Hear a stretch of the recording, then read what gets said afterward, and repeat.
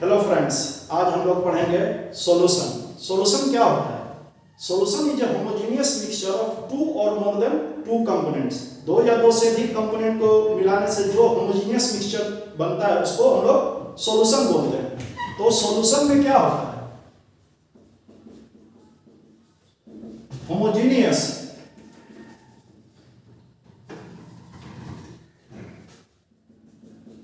Mixture of two और more then two components. दो से ज्यादा भी कंपोनेंट मिला सकते हैं, लेकिन जनरली हम लोग जब भी क्वेश्चन बनाते हैं तो दो ही कंपोनेंट रहता है। एक सॉल्यूट होता है, दूसरा सॉल्वेंट। यानी सॉल्यूट प्लस सॉल्वेंट इसका जो बनता है सॉल्यूशन। सॉल्यूट किसको बोलते हैं? A component which is present in small amount, जो थोड़ा सा मात्रा में मौजूद रहता है उसको सॉल्यूट बोलते हैं, और जो एक्सेस रहेगा ज्यादा अमाउंट में उसको सॉल्वेंट बोलते हैं। तो यहां हम लोग सॉल्यूट को इंडिकेट करेंगे बी से और सॉल्वेंट को ए से, और सॉल्यूशन हो जाएगा ए प्लस बी। अब आता है कंसंट्रेशन। जनरली आप लोग क्वेश्चन बनाते हैं तो कंसंट्रेशन टर्म बहुत ज्यादा यूज होता है। तो कंसंट्रेशन क्या होता है और ये कितने टाइप का होता है? तो बेसिकली 6 टाइप का कंसंट्रेशन होता है, और इसके अलावा भी होता है, लेकिन हम लोग को बेसिकली 6 टाइप का ही बार बार फेस करना पड़ता है। तो कंसंट्रेशन पहले जान लीजिए कि क्या होता है। अगर हम सॉलिड का अमाउंट दिया हुआ सॉल्वेंट या सॉल्यूशन में बता सकें, इसी को बोलते हैं कंसंट्रेशन। यानी it is defined as the amount of solute present in the given quantity of solvent और सॉल्यूशन। यानी सॉल्वेंट या सॉल्यूशन में किसी में भी अगर सॉल्यूट का अमाउंट बता दें तो सॉल्यूशन का, उसको हम लोग कंसंट्रेशन बोलते हैं। अब बात आता है कि कंसंट्रेशन कितने तरह से एक्सप्रेस होता है। तो हो सकता है मास में दिया रहे या मोल में या मोल फ्रैक्शन। कंसंट्रेशन बहुत टाइप का होता है। तो basically types of concentration, types of concentration. पहला है परसेंटेज। परसेंटेज के बाद दूसरा है मोलारिटी, इसको कैपिटल एम से इंडिकेट करते हैं। तीसरा है मोलारिटी, इसको स्मॉल एम से इंडिकेट करते हैं। चौथा है मोल फ्रैक्शन, इसको एक्स से इंडिकेट करते हैं। पांचवा है पीपीएम, और छठा है नॉमिलिटी। तो बेसिकली ये 6 टाइप का जो कंसंट्रेशन है उसी को हम लोग जानेंगे। तो सबसे पहले आता है परसेंटेज। परसेंटेज किसको बोलते हैं?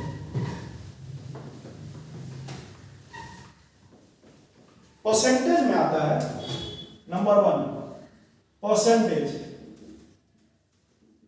परसेंटेज में पहला है, रोमन में लिखते हैं मास परसेंट, यानी W/W।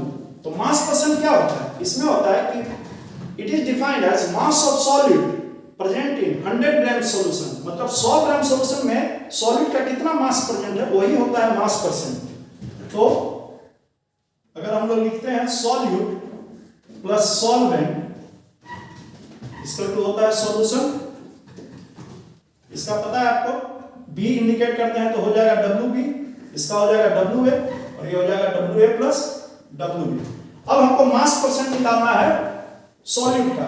तो सॉलिड का निकालना है तो सॉलिड का मास ऊपर रहेगा और सॉल्यूशन का मास नीचे रहेगा, इनटू 100 हो जाएगा। मास percent of solid, WB solid का मास हो गया, WA प्लस WB सॉल्यूशन का इनटू 100। ये हो गया आपका मास परसेंट सॉलिड। अब सॉल्वेंट का निकालना है तो यहां पर WA कर दीजिए और ये वही रहेगा इनटू 100। या सॉलिड का मास परसेंट निकाल लिए हैं तो 100 में घटा दीजिए। मान लीजिए इसका 30% आया तो वो 70 हो जाएगा। 100 में घटाइएगा 30 तो 70, यानी 70%। तो दोनों तरह से निकाल सकते हैं, डायरेक्ट इससे भी माइनस निकाल के 100 में माइनस कर दीजिए तो आपका आ जाएगा। अब सेकेंड आता है मोलारिटी। मोलारिटी क्या होता है? ये बहुत इंपॉर्टेंट है। सेकेंड,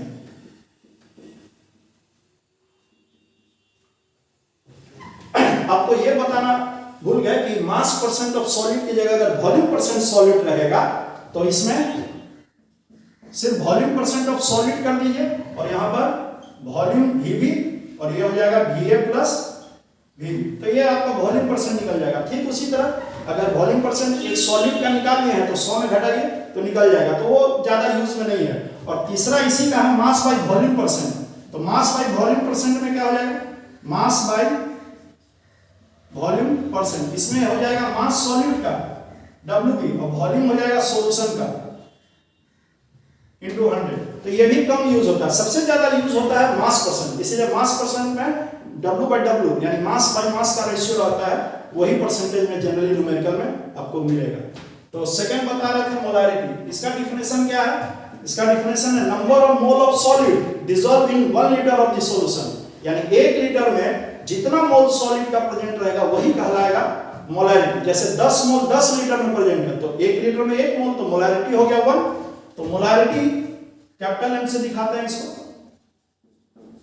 मोलारिटी का डिफिनेशन जो है वो तो आपको बुक में मिल जाएगा, केवल समझना आपको है कि कैसे इसका इस्तेमाल करेंगे फॉर्मूला का। तो number of mole of solid और volume of solution in litre, यानी नंबर ऑफ मोल सॉलिड का ऊपर रहेगा, वॉल्यूम सॉल्यूशन का लीटर में रहेगा नीचे। और मोल का फॉर्मूला आप लोग जानते हैं, mole is equal to weight by molar mass होता है। तो यहां पर चेंज कर सकते हैं WB MB और वॉल्यूम लीटर में। याद रखिएगा कभी कभी क्वेश्चन में मास ऑफ सॉलिड दिया रहता है और फार्मूला दिया रहता है, तो फार्मूला से आपको मोलर मास निकल जाएगा और जो मास दिया है उसको मोलर मास से डिवाइड किया तो मोल आ जाएगा।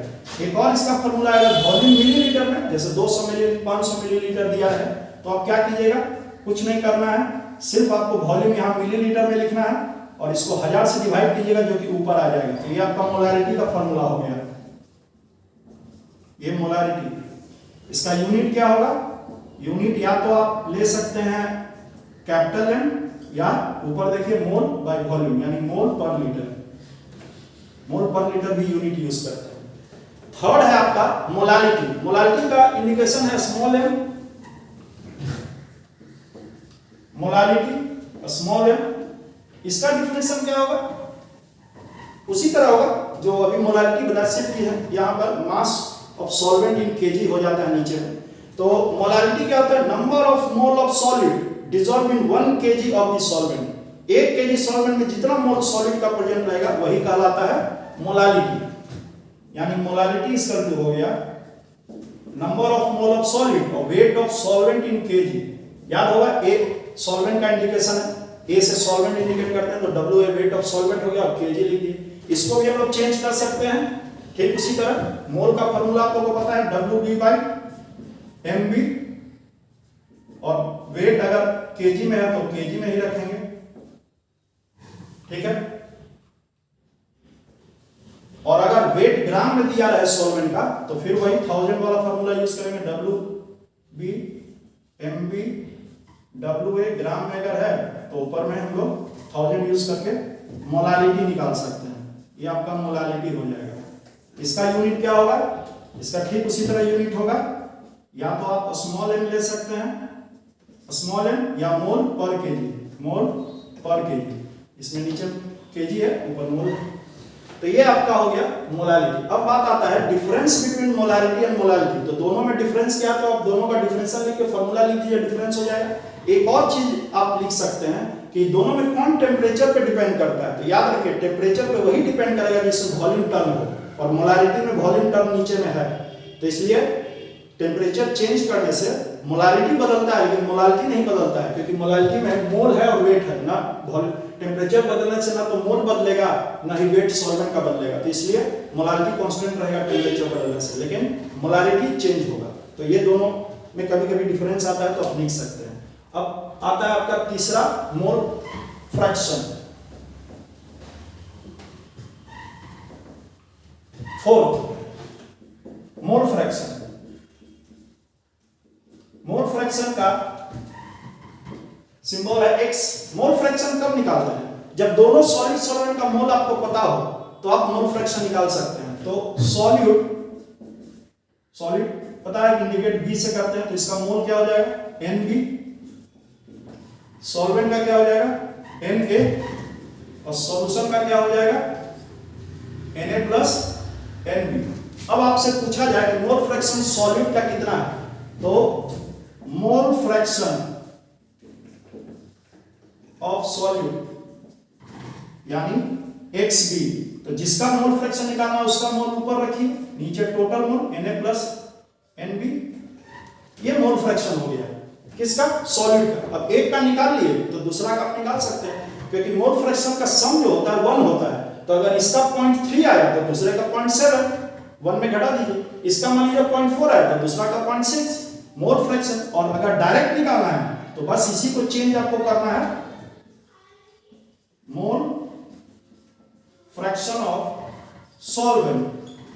तो ये हो जाएगा XA, ऊपर में हो जाएगा Na, नीचे में Na प्लस Nb। अब दोनों को जोड़िए, XA प्लस XB दोनों का मोल फ्रैक्शन जोड़िए, 1 आएगा। इसीलिए बोले कि एक का अगर आपका 0.4 है तो दूसरे का 0.6 होगा। चेक कर लीजिएगा, दोनों को जोड़िएगा तो 1 आएगा। यानी सम ऑफ मोल फ्रैक्शन जितना भी कंपोनेंट है, मान लीजिए 5 कंपोनेंट है तो sum of mole fraction of all component is equal to 1 होगा। ये बात याद रखिएगा, और ये टेंपरेचर पे डिपेंड नहीं करता है। ठीक है, 4 नंबर हो गया। अब 5 आता है पीपीएम। पीपीएम का इस्तेमाल कब करते हैं? पीपीएम का इस्तेमाल तब करते हैं जब सॉलिड बहुत स्मॉल क्वांटिटी में प्रेजेंट हो, जैसे ट्रेसेज में हो। सॉलिड मान लीजिए ट्रेसेज में प्रेजेंट है तो ट्रेस का अगर मोलारिटी निकालिए तो बहुत छोटा वैल्यू आएगा जो नेग्लिजिबल होगा। तो हम लोग पीपीएम उस कंपोनेंट का निकालते हैं जो ट्रेस क्वांटिटी में प्रेजेंट हो। यानी when solid is present in trace quantities concentration is expressed in parts per million. When solid is present in trace quantities, the concentration is expressed in parts पर million. यानी ppm का formula आपका हो गया number of parts of one component divided by total number of parts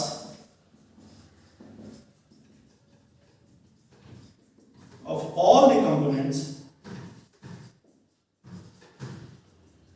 into 10 का power 6। यानी 1 million 10 lakh होता है तो 1 मिलियन में उसका कितना पार्ट है, तभी एक अच्छा खासा वैल्यू आएगा जिससे आपको आइडिया मिलेगा कि सॉलिड कितना प्रेजेंट है। इसका कोई यूनिट नहीं होता है, यूनिटलेस होता है। अब 6 नंबर आता है नॉर्मलिटी। एनसीईआरटी में नॉर्मलिटी का क्वेश्चन यूज नहीं किया है, लेकिन आपको याद रखना है कि बोर्ड में एनसीईआरटी के अलावा कभी कभी आ जाता है क्वेश्चन नॉर्मलिटी का, तो आपको नॉर्मलिटी का भी डेफिनेशन पता होना चाहिए। तो अब आता है आपका नॉर्मलिटी नंबर 6। इसको इंडिकेट एन से करते हैं। इसका डेफिनेशन है number of gram equivalent of solid dissolve in 1 litre solution. ये ठीक मोलारिटी के जैसा है। मोलारिटी में हो क्या होता है, number of mole of solid dissolve in 1 litre solution. इसमें होता है number of gram equivalent of solid dissolve in 1 litre solution. यानी normality is equal to number of gram equivalent of solute volume of solution in liter, volume of solution in liters, ये होता है। अब number of gram equivalent कैसे निकलता है, तो number of equivalent को ही बोलते हैं नंबर ऑफ ग्राम इक्विवेलेंट। तो ग्राम इक्विवेलेंट निकालना है तो weight of substance divided by equivalent mass. Equivalent mass, अब ये इक्विवेलेंट मास कैसे निकलता है तो इस टॉपिक में कवर नहीं हो सकता, उसके लिए एक पूरा क्लास लगेगा। तो फिलहाल जान लीजिए कि इक्विवेलेंट मास निकालने के लिए आपको मॉलिक्यूलर फॉर्मूला पता होना चाहिए जो सब्सटेंस सॉल्यूट है। तो कुछ का इक्विवेलेंट मास हम लिख दे रहे हैं, जैसे इक्विवेलेंट मास हाइड्रोजन का होता है 1, ये आपको याद रखना है। ऑक्सीजन का होता है 8 और इक्विवेलेंट मास क्लोरीन का 35.5। तो ये 3 एलिमेंट है जिसका इक्विवेलेंट मास आपको हम बता दिए, ये याद रखना है। बाकी इसी के बेसिस पे निकलता है, वो नेक्स्ट वीडियो में पता सबको चलेगा। तो नंबर ऑफ इक्विवेलेंट निकालना है तो weight of substance divided by equivalent mass. इसका यूनिट क्या होगा, यहां से देख लीजिए, नंबर ऑफ इक्विवेलेंट यूनिट